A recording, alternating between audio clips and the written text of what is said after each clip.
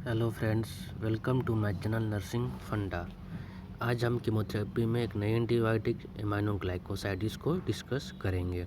ठीक है, फर्स्ट बात करते हैं aminoglycosides are antibiotic with amino sugar in glycosides linkage. Means क्या, एमाइनोग्लाइकोसाइड्स क्या है? ऐसी एंटीबायोटिक जो है जिसमें एमाइनो ग्रुप है, ठीक है, एमाइनो का कंपाउंड बन जाता है एमाइन अमोनिया का, ठीक है, ग्लाइको मतलब ग्लूकोज, ठीक है, और आपस में दोनों ग्लाइकोसिडिक बांड से जुड़े हुए हैं। ठीक है, तो एमाइनो और शुगर पाए जाते हैं, आपस में दोनों ग्लाइकोसिडिक बॉन्ड्स जुड़े हुए हैं। ऐसे एंटीबायोटिक को एमाइनो ग्लाइकोसिडिस एंटीबायोटिक कहते हैं। ठीक है, इनका डिराइव जो होता है सॉइल एक्टिनोमाइसिटीज होता है, उनसे होता है। ठीक है, जीनस कौन इसका? स्ट्रेप्टोमाइसिस। ठीक है, मतलब जो है इस सॉइल एक्टिनोमाइसिटीज से भी डिराइव होते हैं। एग्जाम्पल क्या है? स्ट्रेप्टोमाइसिन हो गया, कैनामाइसिन हो गया, ठीक है, और टेब्रामाइसिन हो गया, नियोमाइसिन हो गया। ठीक है, और जीनस माइक्रोमोनोस्पोर से, ठीक है, जीनस जो होता है माइक्रोमोनोस्पोर से डिराइव होता है, जेंटामाइसिन हो गया एंड नेटिलमाइसिन हो गया। ठीक है, बात करें इसका डिराइव का, ठीक है, सॉइल एक्टिनोमाइसिन डिराइव होते हैं। इसके दो जीनस से अलग अलग होते हैं। जैसे स्ट्रेप्टोमाइसिस जो जीनस है उससे स्ट्रेप्टोमाइसिन निकलता है, कैनामाइसिन निकलता है और नियोमाइसिन प्रोड्यूस होता है। ठीक है, और जीनस माइक्रोमोनोस्पोरा है उससे जेंटामाइसिन निकलता है और नेटिलामाइसिन निकलता है। ठीक है, अब इसकी कुछ कॉमन प्रॉपर्टी की बात करें, जनरल जो है जानना हमें ज़रूरत है। ठीक है, फर्स्ट है इमाइनोग्लाइकोसाइड्स जो होता है कंटेन करता है एमाइनो और शुगर को इन ग्लाइकोसिडिक लिंकेज। वही है कि इमाइनोग्लाइकोसाइड्स जो होता है इसमें एमाइन पाया जाता है, अमोनिया पाया जाता है, शुगर पाया जाता है, ग्लूकोज पाया जाता है और दोनों आपस में ग्लाइकोसिडिस बॉन्ड से जुड़े होते हैं। सेकेंड है aminoglycoside are not absorbed orally because, ठीक है, therefore they are not given. इसका क्या होता है? इसका एब्जॉर्प्शन ओरली नहीं होता है, ठीक है, अच्छा नहीं होता है क्योंकि इनका आयोनिक सॉल्यूशन बन जाता है। ठीक है, इसलिए इसको हम प्रीफर करते हैं पेरेंटली देने का। ठीक है, थर्ड बात करते हैं they are highly water soluble. इनका क्या होता है? ये वाटर में बहुत ज़्यादा सॉल्युबल होते हैं। ठीक है, फोर्थ पॉइंट होता है remain in extra cellular and penetrate into CSF is very poor. ठीक है, ये क्या होते हैं? ये ब्लड में एक्स्ट्रा सेलुलर में बहुत देर तक प्रेजेंट होते हैं और उनका CSF में जो पेनिट्रेशन होता है बहुत ही स्लो होता है। ठीक है, पुअर होता है। फिफ्थ पॉइंट बात करते हैं इनका एक्शन जो होता है बैक्टीरियल नेचर का होता है। सिक्स पॉइंट बात करते हैं कि do not change during excretion. ठीक, एक्सक्रीशन, ठीक है, अगर एक्सक्रीट कर रहे हैं तो इनकी वैल्यू काफ़ी चेंज नहीं होती है। ठीक है, सेवेंथ है they are act by inhibiting protein synthesis. ठीक है, ये एक्ट करते हैं, कैसा इनका मैकेनिज्म ऑफ एक्शन होता है? ये भी जो होता है प्रोटीन इनबिटिंग करने वाले। ठीक है, प्रोटीन जो बाइंडिंग से 30 जो बताया था हमने, जो बैक्टीरिया में पाया जाता है प्रोकैरियोटिक में होता है 70 राइबोसोम। 70 राइबोस को हमने दो भागों में डिवाइड किया 50 और 30 में, तो 30 से बाइंड करते हैं और प्रोटीन सिंथेसिस को रोक देते हैं। एट बात करते हैं ये मेनली इफेक्ट करते हैं अगेंस्ट जो है ग्राम नेगेटिव बैक्टीरिया के प्रति। ठीक है, नाइन्थ है ओटोटॉक्सिटी एंड नेफ्रोटॉक्सिटी इज एडवर्स रिएक्शन। इनमें जो होता है ओटोटॉक्सिटी और नेफ्रोटॉक्सिटी जो है बहुत ज़्यादा मात्रा में देखी गई है। इसकी एग्जाम्पल की बात करें तो स्ट्रेप्टोमाइसिन होता है, केनामाइसिन होता है, टोब्रामाइसिन होता है, नियोमाइसिन होता है, जेंटामाइसिन होता है, निटिलमाइसिन होता है और एमिकासिन होता है। ठीक है, एंटीबैक्टीरियल स्पेक्ट्रम की बात करें तो ये नैरो स्पेक्ट्रम के होते हैं। ठीक है, और इनका इफेक्ट जो होता है मेनली ग्राम नेगेटिव को होता है। ठीक है, और साथ साथ एनोरोबिक ऑर्गेनिज्म होता है जैसे इकोलाई। ठीक है, ये एनोरोबिक ऑर्गेनिज्म के लिए भी होता है। एग्जांपल बात करें जैसे ग्राम नेगेटिव का और एनोरोबिक का, इकोलाई होगा, प्रोटियस हो गया, स्यूडोमोनास हो गया, ब्रुसेला हो गया, साल्मोनेला टाइफी हो गया, साइजेला हो गया और क्लिप्स हो गया। ठीक है, क्लिप्सेला हो गया। ठीक है, तो हमने एंटी बैक्टीरियल तक डिस्कस कर लिया। ठीक है, अब हम डिस्कस करते हैं इसका मैकेनिज्म ऑफ एक्शन क्या होता है। ठीक है, इसका ये क्या होते हैं? Aminoglycoside penetrate the bacterial cell membrane through pores. ठीक है, इमाइनोग्लाइकोसिड क्या होते हैं? जो बैक्टीरिया होता है, सेल होता है, उसको पेनिट्रेट पोर के थ्रू जो है उसको पेनिट्रेट कर देते हैं। ठीक है, उसके सेल के अंदर तक चले जाते हैं। सेकंड है इमाइनोग्लाइकोसिड जो होता है बाइंड करते हैं 30 राइबोसोम से और इनहिबिट करते हैं बैक्टीरियल प्रोटीन सिंथेसिस को। क्या है बताया हमने कि ये बाइंड करते हैं कैसे? ये जो है पहले तो ये बैक्टीरिया जो होता है उसको सेल को पेनिट्रेट करेंगे, पोर के माध्यम से उसको उसके अंदर इंटर कर जाते हैं। सेकंड चीज़ ये जो होता है, जो बैक्टीरिया का जो राइबोसोम होता है 70S, ठीक है, 70S में 50 और 30 होता है, 30 से बाइंड करते हैं और प्रोटीन सिंथेसिस होता है उसको कम्प्लीटली रोक देते हैं, जिसकी वजह से उसका सेल वाल जो भी प्रोड्यूसन जो जरूरत होती है, जो प्रोटीन की जरूरत है सेल वाल की, वो भी रुक जाता है, मतलब बंद हो जाता है, तो जिसकी वजह से बैक्टीरिया की डेथ हो जाती है। ठीक है, इसलिए इसको बोलते हैं बैक्टीरिया। ये इमाइनोग्लाइकोसिड क्या है? एक बैक्टीरिसिडल है। मतलब बैक्टीरिया को पूरी तरह किल कर देता है।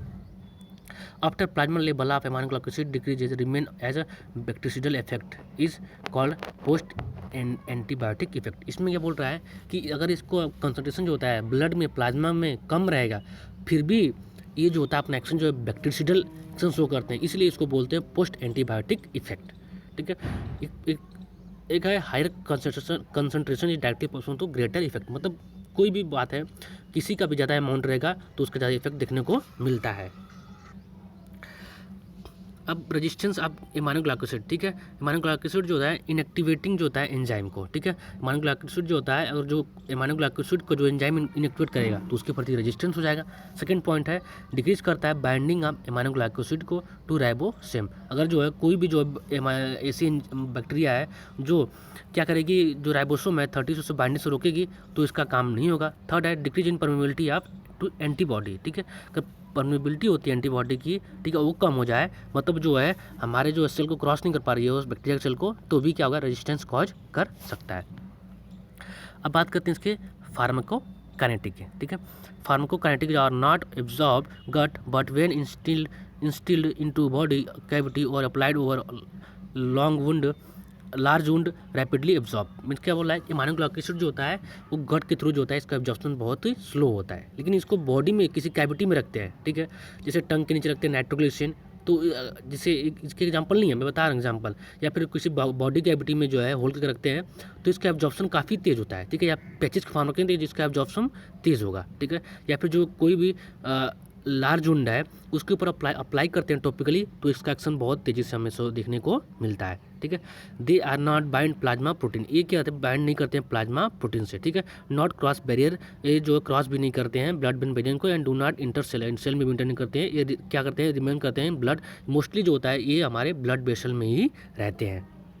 ठीक है, इन्हें क्रॉस करते हैं ना, ये जो प्लाज्मा प्रोटीन उससे बाइंड करते हैं, और ना ही क्रॉस करते हैं ब्लड ब्रेन बैरियर को, और न ही जो है इंटर करते हैं सेल में। ये मोस्टली जो होता है हमारे ब्लड के जो वेसल्स है, आर्टरी होती है, इवन उसमें प्रेजेंट होते हैं। अब बात करें इसके एडवर्स इफेक्ट की। ठीक है, पहला ओटोटॉक्सिसिटी, मतलब क्या होता है, टॉक्सिसिटी ऑफ ईयर। ठीक है, बाय दिस, ठीक है, एंड मेंटेन बैलेंस। ठीक है, क्या होता है कि इसके थ्रू क्या होता है कि अगर इसको लेते हैं, ओटोटॉक्सिसिटी क्या होता है कि जो हमारी हियरिंग कैपेसिटी है और जो बैलेंसिंग कैपेसिटी है वो डिस्टर्ब हो जाती है। ठीक है, amino glycoside get concentrated in the inner ear and damage sensory cell. ये क्या होता है, अगर ज़्यादा मात्रा में लेंगे तो इमाइनो ग्लाइकोसाइड जो होता है हमारे इनर ईयर में जाता है, वहाँ पर डिपोजिट होगा, और जो वहाँ की नर्व है उसको ब्लॉक कर देगा, जिसकी वजह से क्या होगा, जो सेंसरी सेल परसेप्शन है वो लॉस हो जाता है।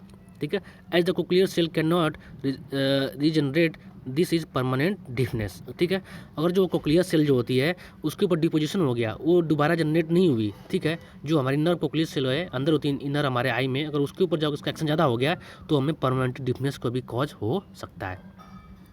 सेकेंड इसमें एडवर्स इफेक्ट हमारा है नेफ्रोटॉक्सिसिटी। ठीक है, amino glycoside attain high concentration in the kidney. ठीक है, अगर इमाइनो ग्लाइकोसाइड को है प्रॉपर अमाउंट में नहीं ले रहे हैं, ज़्यादा लेंगे तो हमारी जो किडनी है उसको भी डिस्टर्ब कर सकती है, उसको भी नुकसान कर सकती है। थर्ड है न्यूरोमस्कुलर ब्लॉकेज। ठीक है, ये क्या करती है, जो जो नर्व के थ्रू जो है ट्रांसमिशन होता है, ठीक है, न्यूरोमस्कुलर जो नर्व और मसल के बीच में ट्रांसमिशन होता है उसको रोक देती है, अगर ज़्यादा अमाउंट में लेंगे तो इसका ये एडवर्स इफेक्ट है। ठीक है, इसका प्रिकॉशन क्या रखना है जब हम इसको इमाइनो ग्लाइकोसाइड यूज करते हैं, तब हम फर्स्ट पॉइंट है इसमें अवॉइड करते हैं use of other ototoxic drug like loop diuretic. ठीक है, हमें जो होता है अदर ओटोटॉक्सिक ड्रग यूज करते हैं उसको हम अवॉइड करते हैं। इमाइनो ग्लाइकोसाइड के साथ जो अदर जो होता है ओटोटॉक्सिक ड्रग हमें नहीं देना होता है। सेकंड है अवॉइड करते हैं यूज ऑफ जो है अदर नेफ्रोटॉक्सिक ड्रग को, जैसे एम्फोटेरिसिन बी हो गया, सिफेलोथीन हो गया और सिस्प्लेटिन हो गया। थर्ड बात करते हैं ये अवॉइड करते हैं यूज ऑफ ड्रग को हैव जो जिसकी मसल स्ट्रेंथ विथ इमाइनो ग्लाइकोसाइडेज के साथ। ठीक है, अवॉइड करते हैं यूज ऑफ ड्रग को, ऐसे ड्रग यूज को जो कि मसल स्ट्रेंथ जो होती देती है हमारे, उसको अवॉइड करते हैं इमाइनो ग्लाइकोसाइड के साथ। ठीक है, फोर्थ फॉर्मल करते हैं कि renal damage and in with muscle relaxant use करते हैं। रीनल डैमेज हुआ है, ठीक है, मसल रिलेक्सेंट इसके साथ यूज कर सकते हैं। रीनल डैमेज में तो मसल रिलेक्सेंट का यूज कर सकते हैं इमाइनो ग्लाइकोसाइड के साथ में। फिफ्थ में बात करते हैं एक कंट्रैक्ट इंडिकेटर होता है प्रेगनेंसी में, बिकॉज जो ये कॉज कर सकता है डिफनेस को। ठीक है, इसको मिक्स नहीं करते हैं अदर ड्रग के साथ, जो है इमाइनो ग्लाइकोसाइड का जो होता है याद रखना कि हम कभी भी अदर ड्रग के साथ इसको मिक्स नहीं करते हैं, ठीक है। 7th नंबर है determination of amino glycosidase in blood for any renal damage, ठीक है। अब क्या होता है कि अब किसी भी रिनल डैमेज हो रखा है तो उसको ब्लड में इजीली हम डिटरमाइन कर सकते हैं, क्योंकि इसका कंसंट्रेशन जो होता है ब्लड में बहुत ज़्यादा पाया जाता है। फर्स्ट इसमें बात करते हैं स्ट्रेप्टोमाइसिन की, एग्जाम्पल पड़ता है स्ट्रेप्टोमाइसिन, ठीक है। इसको स्ट्रेप्टोमाइसिन को स्ट्रेप्टोमाइसिस से ऑब्टेन करते हैं, स्ट्रेप्टोमाइसिन ग्रीसियस से, ठीक है। ये जो मेनली होता है एरोबिक ग्राम नेगेटिव बैसिलाई होता है। इसका यूज कहाँ करते हैं स्ट्रेप्टोमाइसिन का? ट्यूबरकुलोसिस में यूज करते हैं, टीबी में यूज करते हैं, ठीक है। फिर जो है सब एक्यूट बैक्टीरियल एंडोकार्टाइटिस में यूज करते हैं, प्लेग में यूज करते हैं, ठीक है। हर और जो होता है ब्रूसुलोसिस में यूज करते हैं, ठीक है। और बात करते हैं सेकंड जेंटामाइसिन, ठीक है। जेंटामाइसिन को ऑब्टेन करते हैं माइक्रोमोनोस्पोरा परप्यूरा से, ठीक है। ये broad spectrum action compare to streptomycin होता है, ठीक है। जेंटामाइसिन क्या होता है स्ट्रेप्टोमाइसिन से ज़्यादा इसका एक्शन शो करता है, ठीक है। इसको माइक्रोस्पोरा परप्यूरा से डिराइव करते हैं, ठीक है। इसका यूज़ क्या करते हैं यूटीआई में करते हैं, जैसे अनकॉम्प्लिकेटेड यूटीआई उसमें इफेक्टिव होता है, निमोनिया में जो ग्राम नेगेटिव के थ्रू हो, ठीक है, उसमें इफेक्टिव होता है। ऑस्टियोमाइलिटिस में यूज होता है, ठीक है। पेरिटोनाइटिस में यूज होता है, ठीक है। सेप्टिसीमिया में यूज होता है, ठीक है। फोर्थ पॉइंट करते हैं मेनिंजाइटिस में भी इसका यूज कर सकते हैं, अगर मेनिंजाइटिस कॉज करेगा ग्राम नेगेटिव बैक्टीरिया के थ्रू तब, ठीक है। In place of streptomycin use, हम जो स्ट्रेप्टोमाइसिन के प्लेस में भी जेंटामाइसिन का यूज कर सकते हैं। इसका टॉपिकली जो होता है जेंटामाइसिन यूज करते हैं बर्न में, ठीक है। टॉपिकली जेंटामाइसिन यूज करते हैं बर्न में, ठीक है। आई ड्रॉप में यूज कर सकते हैं फायर बैक्टीरियल इन्फेक्शन के लिए।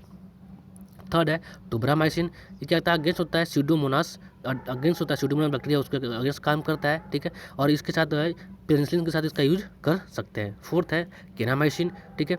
ये limited use due to toxicity, kanamycin का हम बहुत कम यूज करते हैं क्योंकि इसकी टॉक्सिसिटी बहुत ज़्यादा होती है।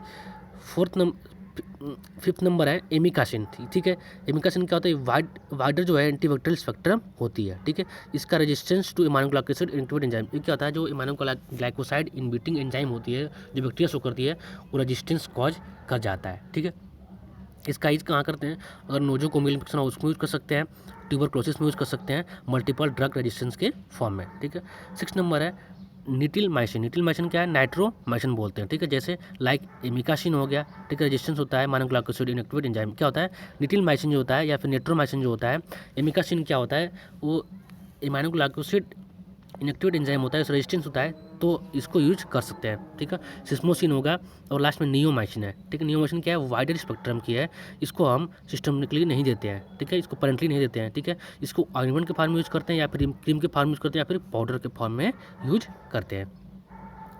इसकी एडवर्स इफेक्ट की बात करें तो टॉपिकली जो होता है रैशेस कॉज करते हैं, अगर अप्लाई करेंगे तो ओरल देंगे तो डायरिया कॉज करेगा और मॉल एब्जॉर्प्शन कॉज करता है। यूज़ की बात करें टॉपिकल में नियोमाइसिन जो होता है स्किन इन्फेक्शन के यूज़ कर सकते हैं, बर्न के यूज़ कर सकते हैं, अल्सर में यूज़ कर सकते हैं, वुंड में यूज़ कर सकते हैं और आई इन्फेक्शन में यूज कर सकते हैं। सेकंड ओरली जो होता है हम इसको ओरली नहीं इफेक्टिव नहीं होता है, ठीक है। नर्सिंग इम्प्लीकेशन की बात करें तो blood level of aminoglyc acid need to be monitor, blood level जो होता है हमें एमाइनोग्लाइक एसिड का मॉनिटर करना जरूरी होता है, क्योंकि उसका टॉक्सिसिटी तो नहीं हो सकता क्योंकि हमारे ईयर को कॉज करेगा, डिफनेस कॉज हो सकता है, तो फिर किडनी को डैमेज कर सकता है। सेकंड है हमको रीनल फंक्शन भी मॉनिटर करना है, ठीक है। थर्ड इसमें नेबर मिक्स करते हैं in vitro in any other drug like penicillin, ठीक है। इसको जो होता है हम किसी भी जो ड्रग के साथ मिक्स नहीं करते, जैसे मेनली तो पेनिसिलिन के साथ हम इसको मिक्स नहीं करते हैं, ठीक है। It given in separate infection, ठीक है, इसको जो है सेपरेट इन्फेक्शन में देते हैं, ठीक है। जेंटामाइसिन जो होता है अनस्टेबल होता है, ठीक है, इन सॉल्यूशन में जेंटामाइसिन को होता है अनस्टेबल होता है हमारे सॉल्यूशन में। फ्रेंड्स अगर हमारी वीडियो अच्छी लगी तो प्लीज़ लाइक करिएगा और अपने दोस्तों के साथ शेयर करिएगा। आज का हमारा टॉपिक था माइनोग्लाइकोसाइडेज, ठीक है, आपको समझ में होगा आशा करता हूँ, ठीक है। अगर कोई डाउट होगा तो ज़रूर मुझसे पूछिएगा, ठीक है, कमेंट में ज़रूर कमेंट करिएगा। अगर मेरी नोट्स चाहिए पीडीएफ के फॉर्म में तो इसको आप स्क्रीनशॉट ले लीजिएगा।